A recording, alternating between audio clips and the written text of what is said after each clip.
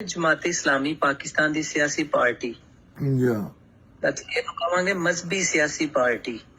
ਜੀ ਹਾਂ ਮਤਲਬ ਮੈਨੂੰ ਲਾਸਟ ਈਅਰ ਹੋਇਆ ਕਿ ਮੈਂ ਇਹਨਾਂ ਨੂੰ ਵੇਖਣਾ ਸ਼ੁਰੂ ਕੀਤਾ ਹੈ। ਤੁਸੀਂ ਇਹਨੂੰ ਕਿਸ ਨਜ਼ਰ ਦੇ ਨਾਲ ਵੇਖਦੇ ਹੋ ਜਮਾਤ ਇਸਲਾਮੀ ਪਾਕਿਸਤਾਨ ਨੂੰ?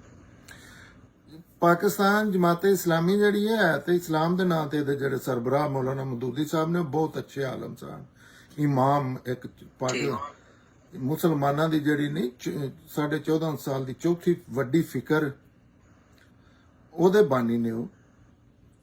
ਲੇਕਿਨ ਪਾਕਿਸਤਾਨ ਜਿਹੜੀਆਂ ਪਾਰਟੀਆਂ ਫੌਜ ਤੋਂ ਬਾਅਦ ਜਿਹੜੇ ਸਿਆਸੀ ਪਾਰਟੀਆਂ ਨੇ ਮੁਲਕ ਦਾ ਜ਼ਿਆਦਾ ਨੁਕਸਾਨ ਕੀਤਾ ਨਾ, ਉਹਦੇ ਚ ਇੱਕ ਜਮਾਤ ਇਸਲਾਮੀ ਹੈ ਐਜ਼ ਅ ਪਾਰਟੀ, ਦੀਨ ਦਾ ਵੀ ਤੇ ਦੁਨੀਆ ਦਾ ਹਵਾਲੇ ਨਾਲ ਵੀ।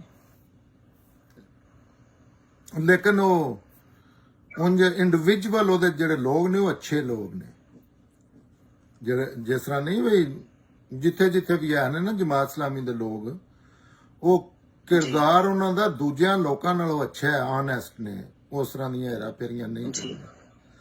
ਲੇਕਿਨ ਸਿਆਸਤ ਦੇ ਹਵਾਲੇ ਨਾਲ ਤੇ ਉਹ ਮਾਰਸ਼ਲ ਲਾਵਾਂ ਦੀ ਨਹੀਂ, ਜਿਸ ਤਰ੍ਹਾਂ ਖੁਸਰਾ ਨਹੀਂ ਜਿਹੜਾ ਨੱਚਦਾ ਐ ਸ਼ਾਦੀਆਂ ਅੱਗੇ, ਅੱਛਾ, ਤੇ ਇਹ ਖੁਸਰਾ ਸੀ ਡਿਕਟੇਟਰਾਂ ਦਾ।